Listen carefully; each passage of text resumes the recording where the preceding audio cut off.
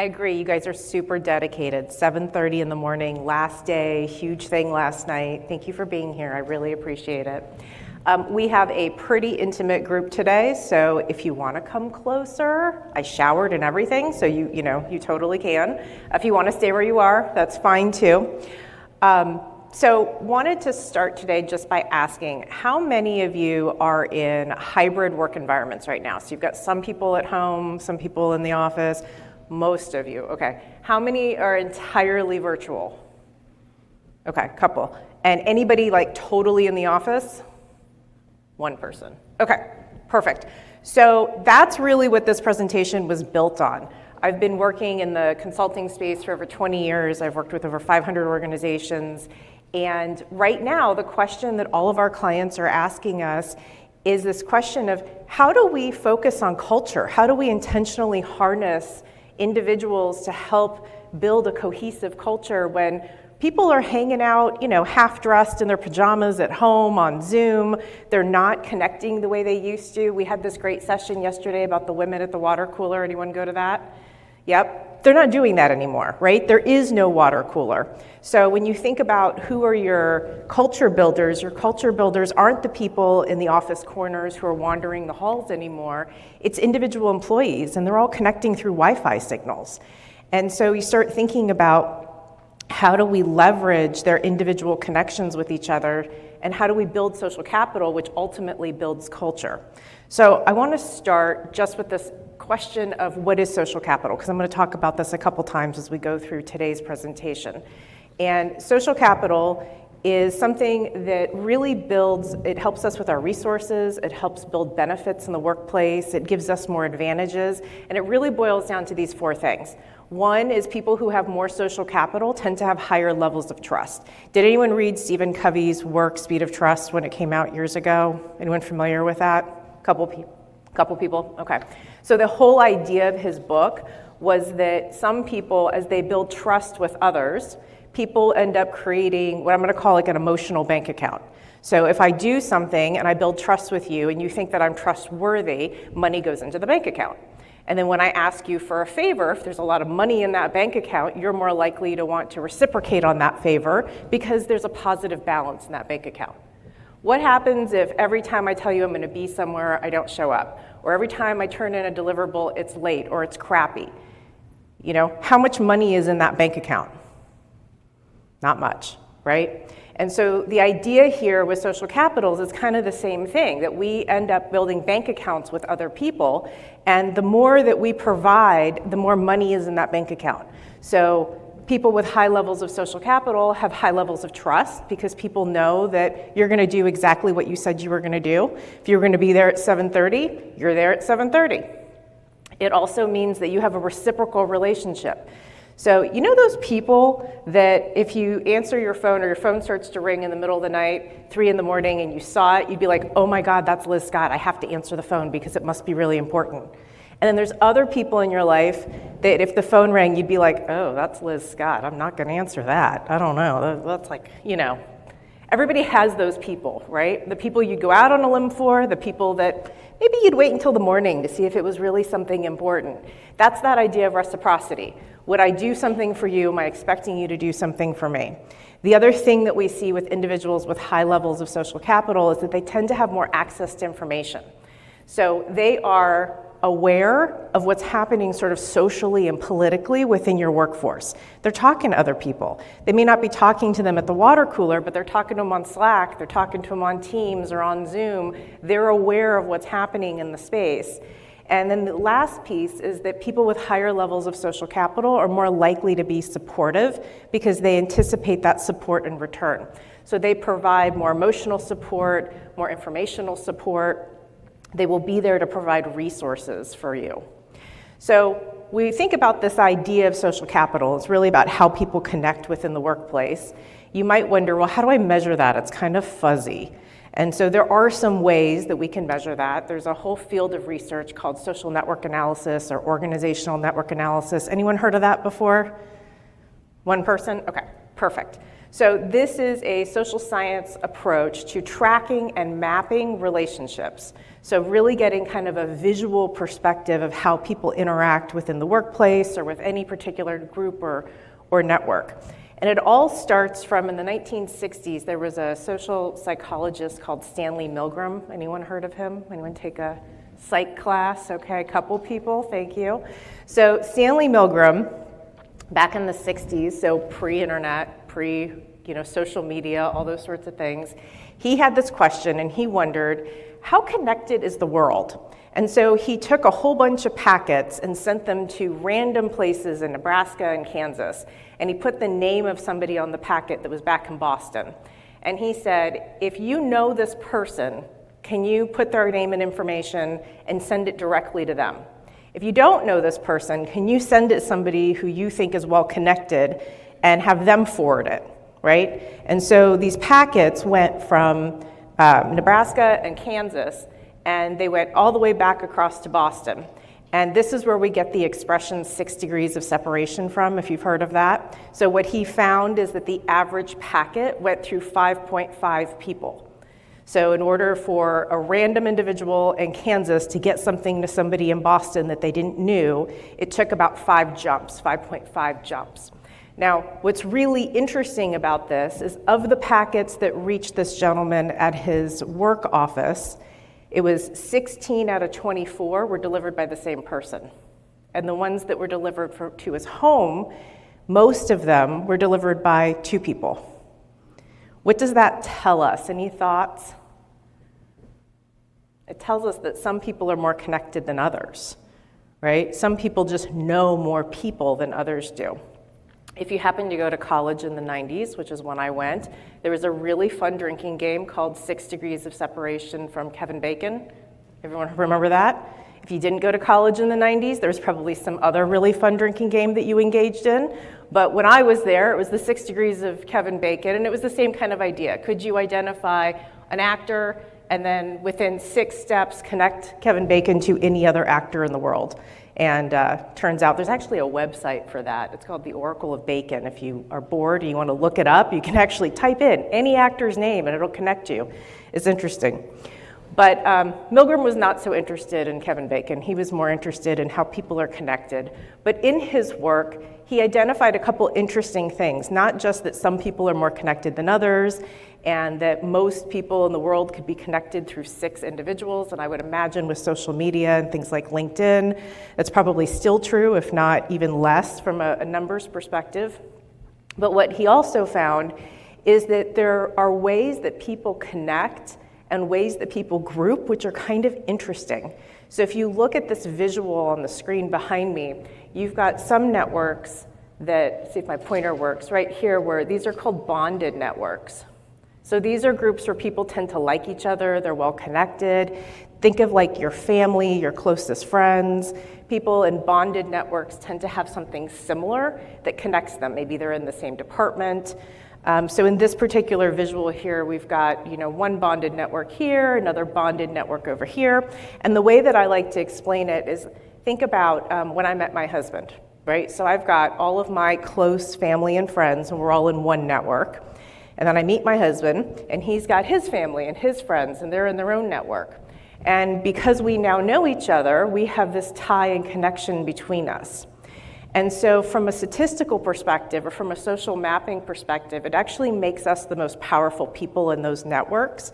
Because if my husband tells me something, if there's some super juicy gossip about his sister, I hold that information, and then I can choose whether I'm going to tell my siblings and my family that gossip or whether I'm going to hang on to it myself. And that puts me in a position of power. And similarly for him, if I tell him something, nobody else in his family is going to get that information unless he shares it. Now, if you think outside of family, think about departments. You've got 2 departments in your office. They're completely disconnected. One person is friends or connected to somebody in that other department. That's how information flows. Now, what happens over time is hopefully there's more interconnectivity. It's not just one person. And as there's more connectivity, the power that that one person held actually becomes to diminish because other people now have information and resources and power. Does that make sense? So if you fast forward 27 years later, my husband and I no longer hold all the power in our individual networks because his mom knows my mom. My sister or his sister knows my brother. They can connect and call each other without needing to go through us. We're no longer in sort of a power position. Now, the other piece that's interesting here is sometimes, so you've got bonded networks and then you have links between them. And then sometimes people want resources or they want to be able to connect to a network where they don't actually know somebody. So one department, for example, might be looking for resources from another department where they don't have an emissary. And they start to try to forge or connect some of those relationships. And that can be interesting to map and to look at. So I wanted to give you a bit of a real life example here. So this is a very small company. Each of those circles represents a person. They have been color-coded for you. So the blue ones are people who identified as being male. The yellow ones are people who identified as being female. What's interesting about this is a husband and wife run business. So it's a very small business. The wife is up here in the top corner, and here's the husband. And Ryan is actually their son. So he's working here in the family business. And Paul down here is their COO. So he's the one that the husband and wife have hired to essentially run everything. So they're a bit, not quite absentee owners, but they're not as involved. The husband is more involved than the wife. Now, what we've done here is we've asked them to map their relationships at work. So who do you work with? Who do you talk to? Where does your sense of connection come from? And in particular, this question had to do with work relationships.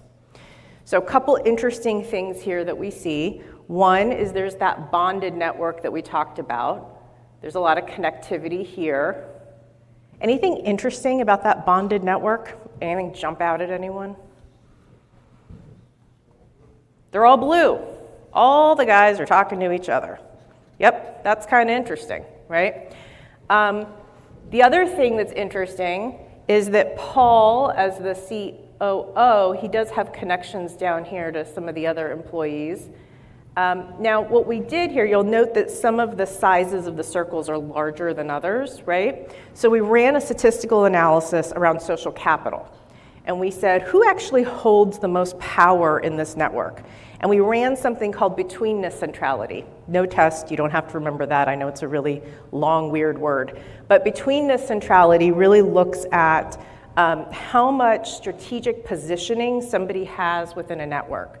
So how important, everybody's important, but in this sense, how important is this person to the broader network? So it's all about their positioning, essentially. So the larger the circle, the more of a broker this person is, so the easier access they have to information and resources. The larger the circle, the more power or influence this particular person has. So this is kind of interesting. You would expect Paul, the COO, he's got a fair amount of influence because of his role. Ryan has a ton of influence, and he doesn't really have a leadership role. He just happens to be the owner's son. So he carries a lot of weight, and employees go to him for things. Do you think they're going to Ryan because he's Ryan? Probably not. They're probably going to him to get the connection or the buy-in from mom and dad because they're the ones who are actually running the business. So it's kind of interesting.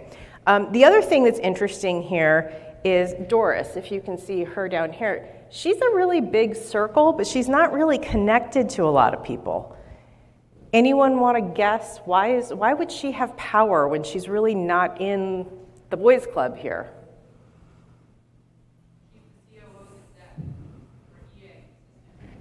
Could be. So one person thought that she might be the COO's exec or assistant.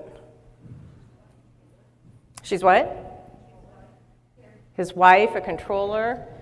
What's interesting here from a power perspective is she's the only person who's connected to Linda. So that's why she has more organizational power, because if she doesn't tell Linda what's happening, guess what Linda knows? Nothing. Linda's not connected to anybody else in this company. She doesn't talk to the husband, she doesn't talk to the wife, she doesn't talk to Ryan, she doesn't talk to Dwayne, that other really small circle that you can't read. The only person Linda interacts with is Doris. That could be good. It could make total sense given Linda and Doris's jobs. It could be really weird. Why is Linda not talking to anybody else at this company? Is that normal with her job description where she's, Doris's EA? But you would still think the EA would be involved in talking to other folks. So, that leads you to some questions there. Now, all of these maps, none of them are static. So we ran the same company, but we asked a different question. This didn't have to do with work. It had to do with if you have a personal problem. So who's your friend? If you had a personal issue and you wanted to go and have a conversation with somebody and get some advice, now this is what the map looks like. So it looks a little bit different here. Now we see some other differences. Anything jump out at you here? What was that? Yeah, the wife is suddenly really important from a social dynamic. Everybody really likes her, and she is a good go-to person. She's an advocate for you. She's a good advice giver. She may not have a lot to do with the day-to-day operations of the business, but when it comes to social power, she actually carries a lot. The other thing that's really interesting here is that now we have two bonded circles. It seems like the women tend to talk to each other, the men tend to talk to each other, and the men still prefer the son over the husband, but there's also a deeper connection between the wife and the son. So that's kind of interesting, right? So you begin to see how people are connected, and we can see that Linda, who was really small and non-existent practically in our other map, here she's actually pretty big. She's actually got a really tight connection with the other women in the office. So they hang out with each other, they share advice, they connect with one another. There's a lot of really positive things that are happening in that space. And as a social psychologist, these maps lead me to wonder why, and how are these connections different, and how do we build on these connections, and those sorts of things. So when you think about this from a broader organizational context, you can build maps like this for a variety of different reasons. You could look at and identify up-and-coming leaders, for example.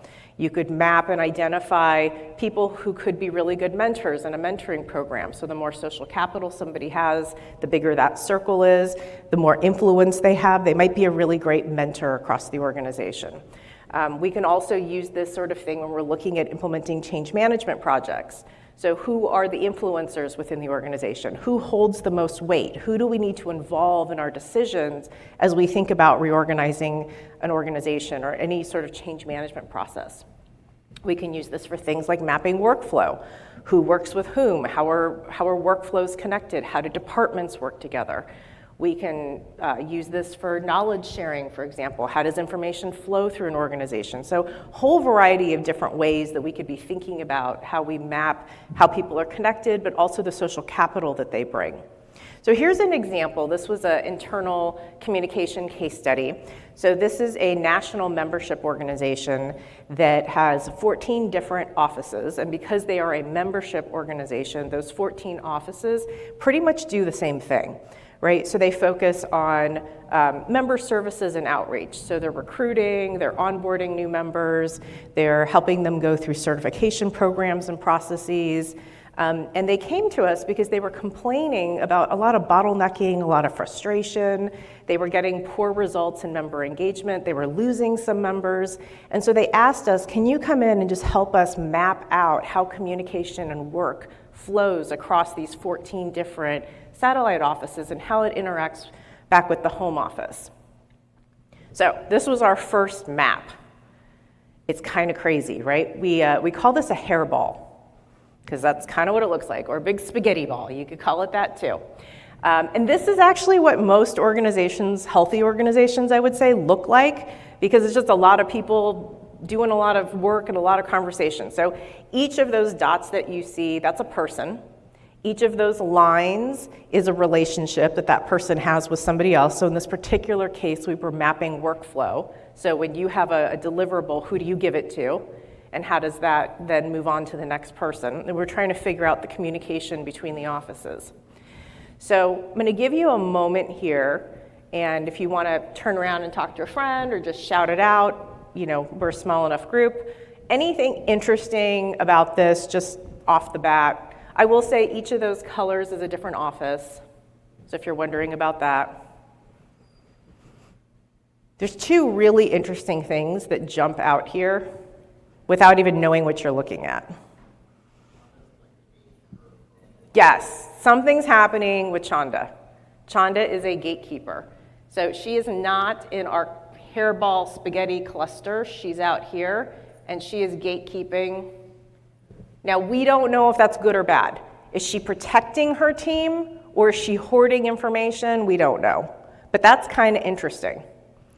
That was one thing. What's the second thing that's interesting about this? And we've got mics running if you want to put your hand up. So the second really interesting thing about this is these people at the top that aren't talking to anybody. And if you can look at the color, most of them are in Chanda's department. They're all purple. So you've got this massive company with 14 satellite offices, and not only is she gatekeeping, but you have some people who apparently don't even talk to her. Like, they're completely isolated. That's fascinating. From an organizational perspective, I want to dig into that a little bit. But the reality is, you look at this map, not super helpful, because, you know, it's just a big mass of lines and dots, and what am I supposed to do with this? So now we've taken it, and we've normalized it by location. So we've grouped all the different locations together. We still see Chanda up there with her spoken wheel situation. But now we're looking at something a little bit different. We have all the satellite offices across the top and around, almost like a rainbow. And then we have headquarters in the middle. Where do all the lines go?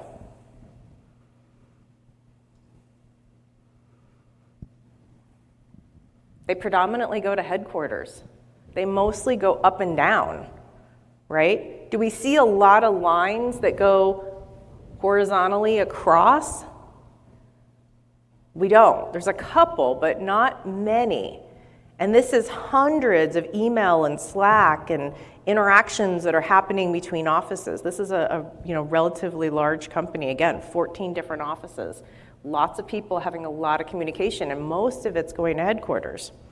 And so, you look at this, and like I said earlier, usually when maps come up, it just creates more questions than answers. But the question became, why? Why is everything going to headquarters, and what's happening here? Because again, remember, they were complaining that there wasn't good communication, there wasn't good flow, people weren't really, the right hand didn't know what the left hand was doing, that sort of thing. Well, it turns out, we did a bunch of interviews, and it turns out that there was a dude in headquarters who was sort of like a COO function, and he required personal approval of every outbound email. So anything that anybody did had to go to him. He had to read it, and he had to approve it, and then it went back out to the satellite office, who could then execute on the idea. I'm seeing smiles, laughs, nods. I love the reaction. Yeah, you're like, really?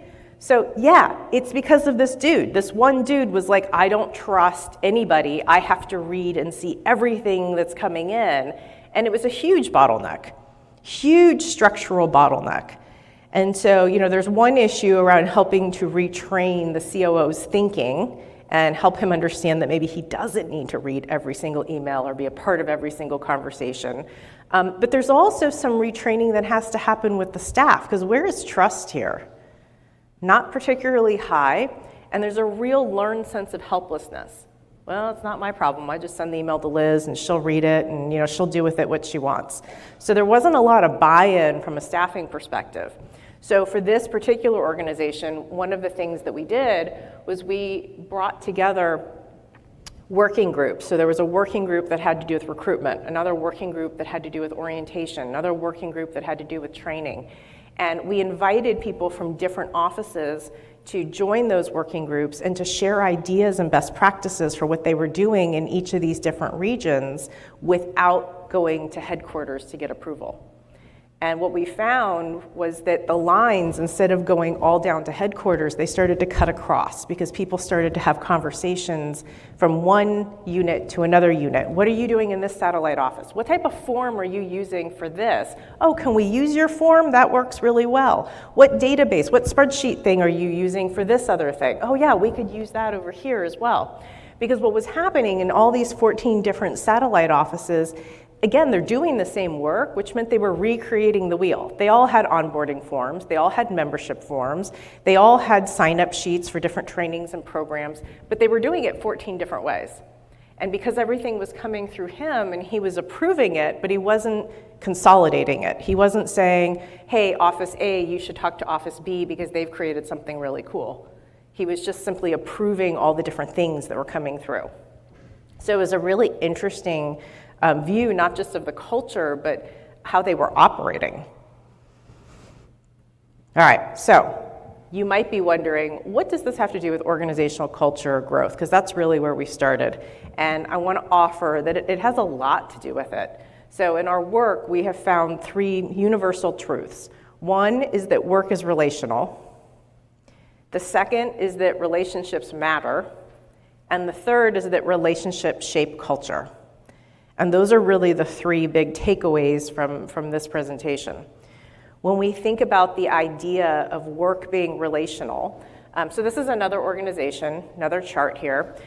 This happens to be a fully remote nonprofit that's headquartered in the Washington, D.C. area. COVID happened, so a bunch of people moved out of D.C. because it's crazy expensive to live there. And so now they have people in a variety of different states. Each of those nodes or shapes, if you will, each of those is a person.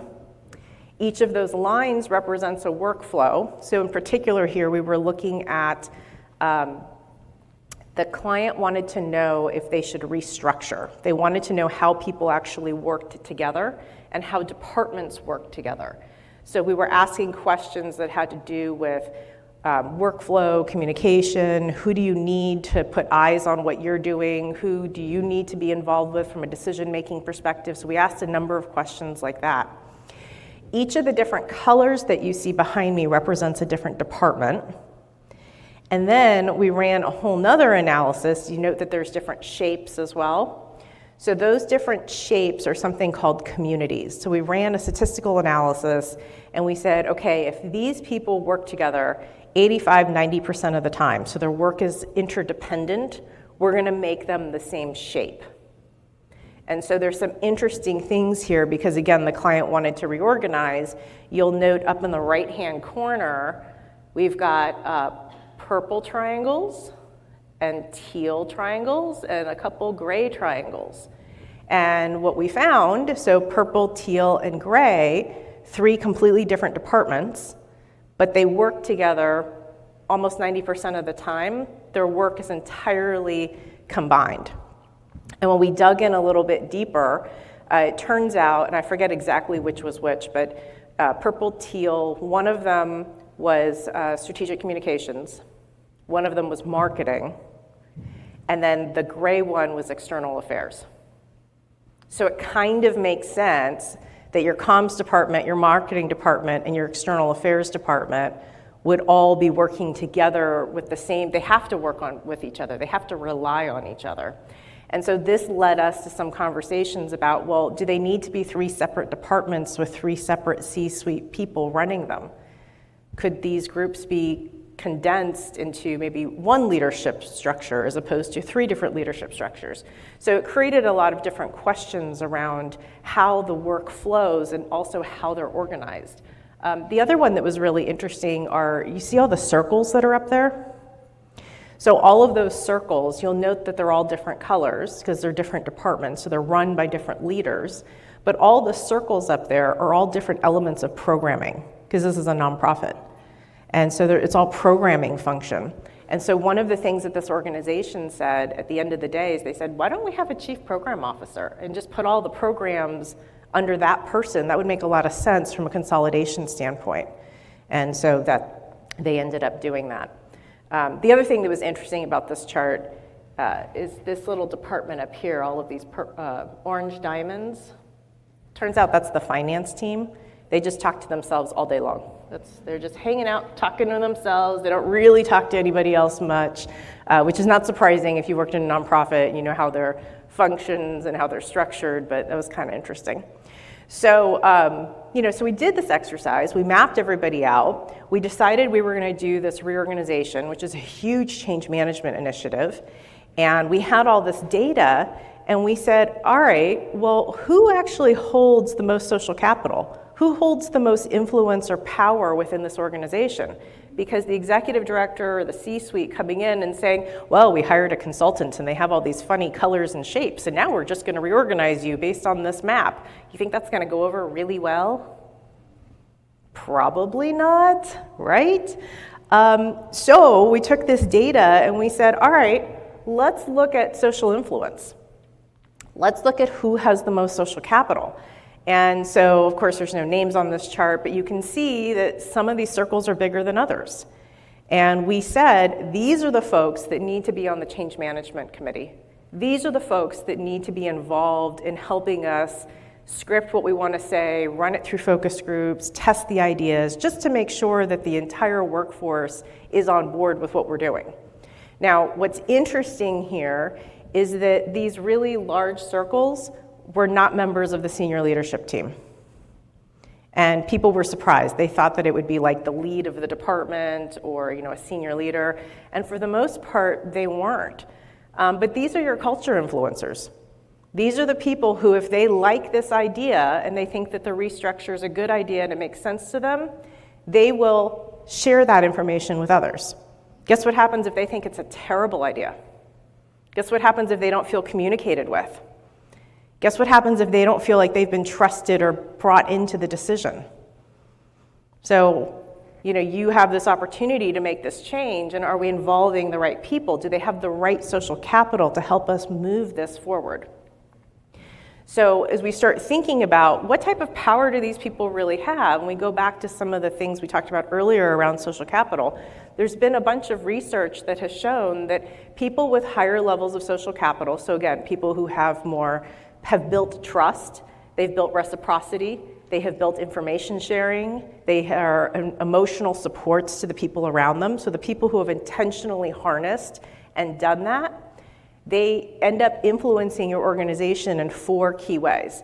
One is they create more collaboration. So because of their high levels of trust within the organization, people are more likely to trust them. So if they say something's a good idea, people are more likely to listen because they trust that this person is in the know and that they are speaking from their own personal experience. So they are more likely to want to lead innovation, to be problem solvers, because again, they want to collaborate with others around them. The second thing that we see is people with higher levels of social capital tend to be more effective communicators. So they have ways of building stronger relationships with others. They tend to have more open lines of communication. They can deal with conflict more appropriately. The third thing that we see is that people with high levels of social capital tend to be more engaged, and they help with retention numbers. And I'll show you some stats around that in a minute.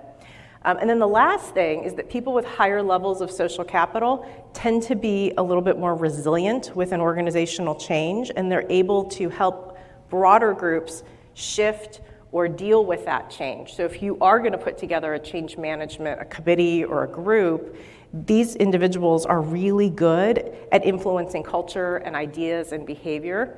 And so they can influence not just for themselves, but for the organization.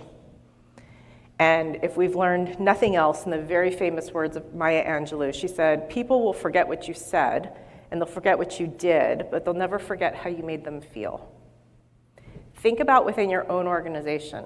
You don't need a fancy map. You could probably close your eyes and think of 3 or 4 people that you trust implicitly, that you know will always come through, people who seem to have a good handle on what's happening across the organization, and if you needed something, you would go to them for support. Those are your culture influencers.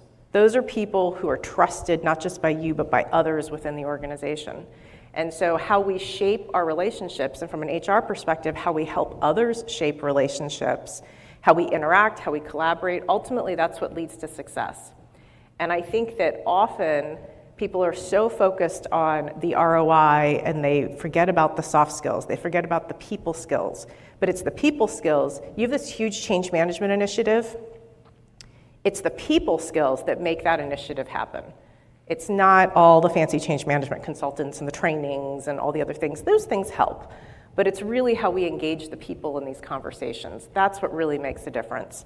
And we can see this in some of the stats too. So relationships shape culture. There was a McKinsey study, and they found that employees who feel more connected to their network, so people that feel that they have a sense of belonging, that they have other people that they can go to, they're 1.5 times more likely to be connected and engaged in their jobs. They're also 1.5 times more likely to feel engaged. And so these are important things. I mean, this leads to that there is an ROI behind this. So I wanted to share with you a case study. And I think this is sort of interesting from an HR perspective. So this is a professional trade association. And they came to us originally because they felt like, so it's an executive leadership team of 4. And they felt like something just wasn't quite connecting between the team and staff. And they felt like it was a little bit of a hot and cold situation. And so they said, we'd really like you to come in and we'd like to do some 360s on our executive leaders. And we said, well, sure, we can certainly do that, but a 360 isn't necessarily going to give you an insight into the type of culture or how people trust these individuals. So we ended up doing 2 things. One was we did a 360, which is a pretty traditional process. And you can see there were 4 leaders across the bottom here. And these lines are, one is around this leader makes people feel more empowered. The second one is it brings out the best in people. And the third is this person is ready for promotion. So without, wherever you're sitting, you can probably see that like leader 2 and 3, they scored higher than 1 and 4. We also asked a question around staff perception. Does this leader create a healthy or constructive culture? And this is a percentage of all of the staff. So for leader 1, 12% said, yeah, this person creates a really healthy and constructive culture. And we can see that their 360 scores were on the lower end. Leader 2, 94% of the time, scored a really constructive and healthy culture. Leader 3 is 81% of the time, and leader 4 is 27% of the time. So that's interesting just in their 360 results, which looked at behavior and feedback, but now we see how staff view them from a cultural perspective. And there is, you can see clear correlation between the two. So people who scored better on the 360, people feel that they create a healthier culture. And people who scored less on the 360, and these are 2 different groups, by the way. This 360 was just 12 of their peers and direct reports. Over on the right here, this is the entire company. So even though they didn't weigh in, they still had an opinion on how constructive or positive of a culture does this person create. And then the other thing that we asked them is we asked them a whole series, the whole company, a whole series of questions around each of these leaders and their social capital. So how do they show up? So we asked questions around trust and reciprocity, about influence and reputation, access to information, visibility, their social skills, their emotional intelligence. And what you see here on the right is each of those circles is one of the leaders. So it starts like a clock. This is leader 1, leader 2, leader 3, and leader 4. And based on all the survey questions, these are all the staff in the middle, and you can see lines that connect to the different leaders. So in general, when asked about connecting with leader 1, who scored 12% as creating a healthy culture, they had 131 hits. So 131 people would go to them and felt that they had really high social capital, that they were trusted. Versus leader 2 had 195 hits, leader 3 had 178 hits, and leader 4 had 95 hits. So we can see that trust is connected to how people view these individuals. There's a direct correlation between what I go to you, do I trust you? And interestingly, leader 4 in this scenario is the CEO. And so that person actually has the lowest number. 95 people would go to this person. And if I go back a slide, only 27% of the organization believes that the CEO is creating a healthy and constructive culture, which explains some of the feelings that they had and why they wanted to hire a consulting firm to begin with, because they felt like there was some unevenness in how the executive team was showing up. Well, I can tell you why from the data. This was a very awkward conversation to have with the leadership team, by the way. Not the conversation I think they were expecting. So I won't show you all the charts because it can be kind of boring, but I just wanted to show you a couple of the visualizations so you get a feel of this. But one of the questions was, who connects you with others in the organization when you need assistance outside of your immediate network? And again, it's like a clock. 1 is at noon, 2, 3, and 4. And the bigger the circle, the more people that would go to that person. And then the darker the blue, the higher percentage that particular leader got on the culture question. So if you look at this, you can see that leader 2 is the darkest blue, and they're also the largest size. So they scored the best in culture, and the most people would go to them. Does that make sense? And if we look at leader 4, they're the smallest, which means the least number of people would go to that individual. They're not the lightest blue. They have a little bit better of a culture score than leader 1. But I think this is interesting. So as CEO, very small people, if they needed assistance outside of the organization, would go to the CEO. They don't think the CEO is a good resource for them. And then similarly here, who do you trust to go above and beyond the team's success? Leader 2 and 3. That's who people go to. They bypass the CEO and leader 1. And so this just creates some really interesting data for the organization to think about. So what we found in this process is that there's a really strong correlation between driving positive culture and whether staff trust you. And trusted leaders possessed more social capital. They had more social influence, and they were able to shape culture and foster engagement more effectively than their peers. And that was really clear from the data.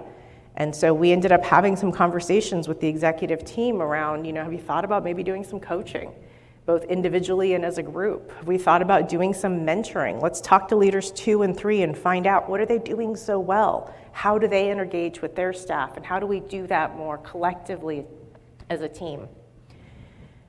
So we started this whole conversation with this question around how do we intentionally harness the power of individual influence to create a cohesive culture? And what I have learned in my work is that it's really not about physical proximity, it's about emotional proximity. People have to feel trusted, connected, they have to feel like they're a part, there's a sense of belonging. And so I asked a number of our clients who are doing this really well and ask them, what are you doing? Because again, this feels squishy. Like, how do I build social capital? How do I build a sense of trust among people? And so we asked some of our clients, what are some of your best practices in this space? And these were the answers that we got. So people said, know who your culture influencers are and tap into them. Have them join committees and groups and have them be a part of leading the conversation.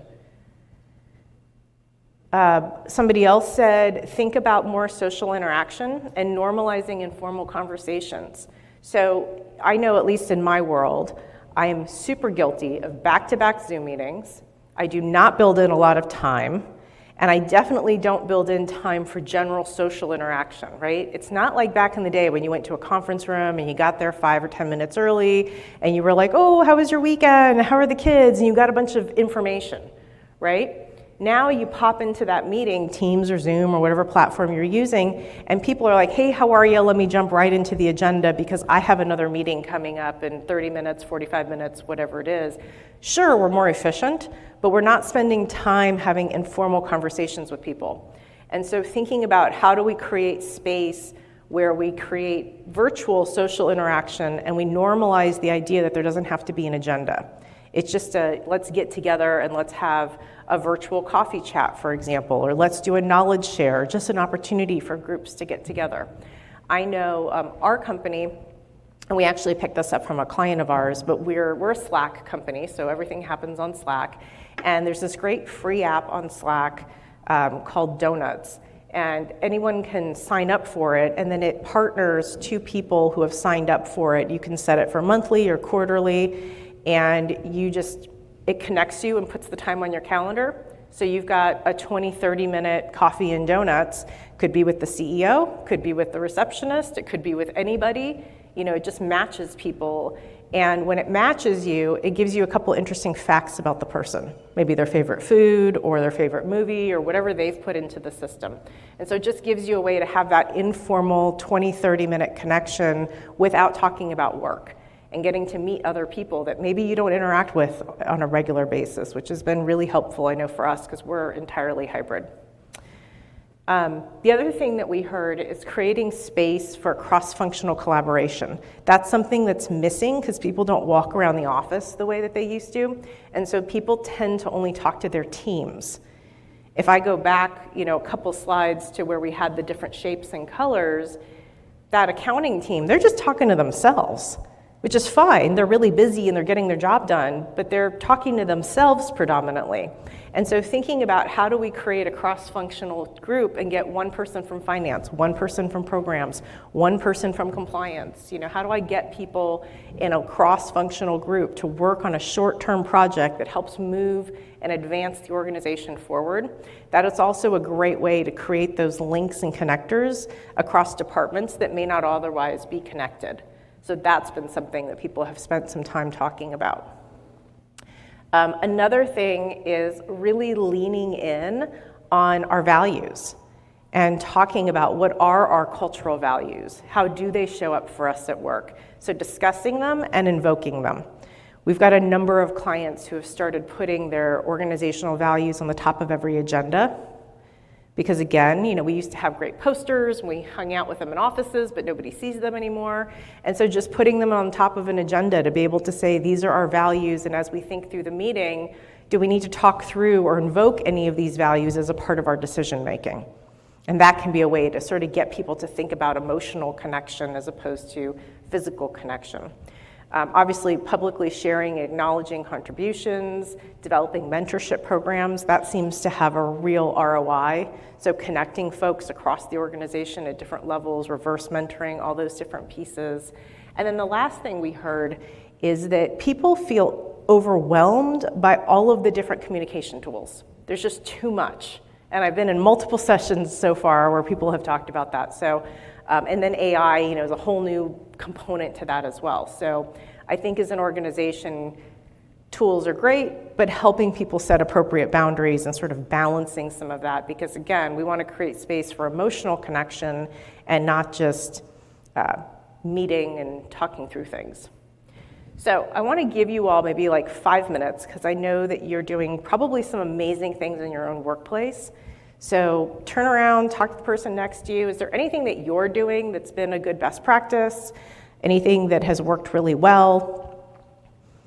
Just around this idea of connecting with folks. So I'll give you 3 or 4 minutes. Yeah. The app on Slack, I believe, is called Donut. Is that what you were asking?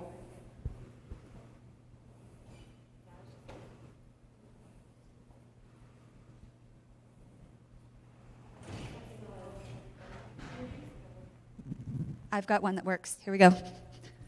We can use this one. I was just wondering, is that an app on like our Play stores that we could all download, or is that something through the company specifically? No, it's a free app that anyone can download. It's just part of the app stack that Slack has, and it's free. Oh, Slack. Okay. Thank you. Yep. I'm sure there's plenty of similar apps as well. That just happens to be one that our company uses. Can I ask you another question? Sure. So some of these things, you gave us some really good ideas on what we can do to kind of foster that culture of sharing and connecting with each other. Do you have any real-life examples of the most successful ways that companies have connected where they weren't prior, making those social connections, like the coffee break, but are there any others that you can think of? Yeah, I think that, these are all examples that came directly from clients and things that we've seen be really successful. I think what has been less successful, and I think it probably depends on the culture of your company, but I know a couple clients have tried virtual spaces where people come in as like little AI figures and then they meet in a virtual conference room, and that doesn't seem to have taken off as well. But creating space just for discussion and dialogue, so informal coffee chats, The knowledge sharing is something that seems to be working really well with clients. So getting an employee just to talk about what's a really cool project that you worked on this quarter, or something that you designed or developed. It could just be a form, but something that others could learn from, and giving people that space to knowledge share. It doesn't have to be a formal presentation. Just getting people who don't normally connect for work calls to connect and have conversations where they get to share their experiences, but also be people. That seems to be what has worked the best. And I think that when groups try to overly structure it, it comes off sort of fake, And so you can't mandate people showing up to these things, but creating space for it. It's like that donut app, You can't mandate that everyone in your company participate. I mean, you can, but that's not going to work really well. But giving people that option of, here are 3 or 4 different ways to connect, and then you get to choose. That seems to work really, really well. Yeah. Yes. Actually, on that note, I was wondering, in terms of physical proximity, one of the things that I'd seen an office do was to schedule certain teams to come in on certain days. They also had limited office capacity, and this was in the return to work phase after COVID. And by having the same groups come in, say, Monday, and then Wednesday, and then maybe Friday over the course of 6 weeks, what they found is that those teams actually built closer relationships, literally, even though their work wasn't, touching, is that the physical proximity changed. So I wondered, I didn't see it in your presentation, but is that a trend that you've seen post-COVID? It is a trend I'm seeing post-COVID, and I think that the way you framed it around making sure that the team is coming in on the same days, that's really what makes a difference. When you have team members who are coming in on different days, then what's the point? Like, I'm still talking to you on Zoom, you just happen to be at home and I happen to be in the workplace, and that doesn't seem to be quite as effective. There's also, I think it was Gallup that just came out with a study that 3 days a week is that if you go more than 3 days a week in person, people start to get disengaged and unhappy with the arrangement. And so that's something else to think about too, is how many days and then the makeup of those days, which teams are there. Yeah, for sure.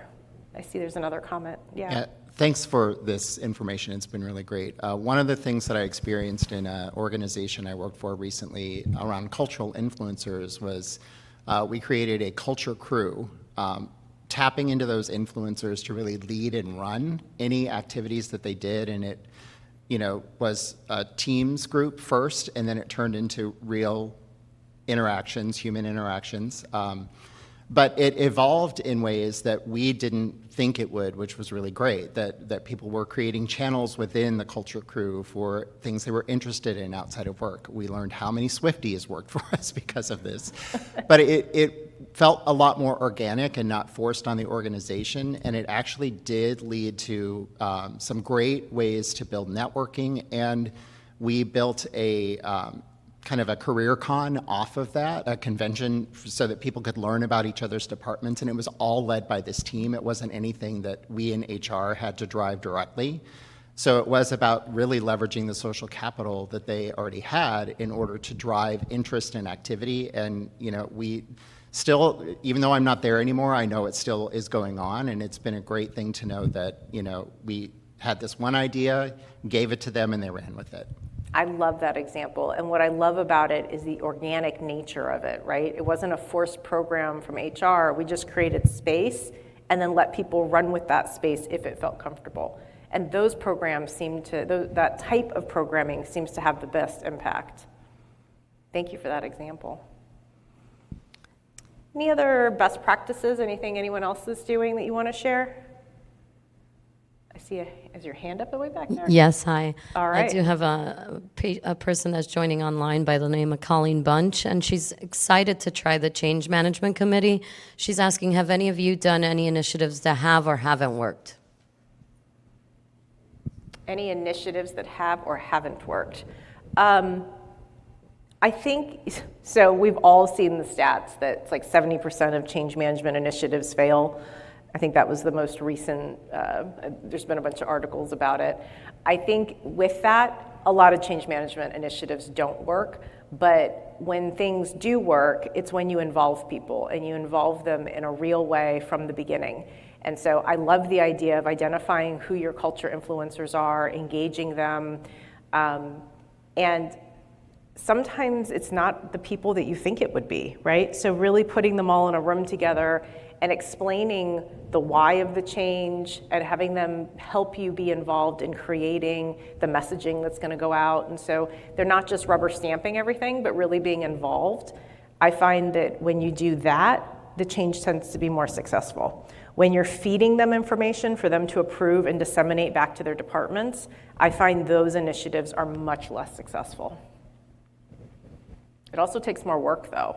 You know, you got to coordinate it. That's a great question. Thank you. Any other thoughts or questions? Or any best practices anyone wants to share? Yeah.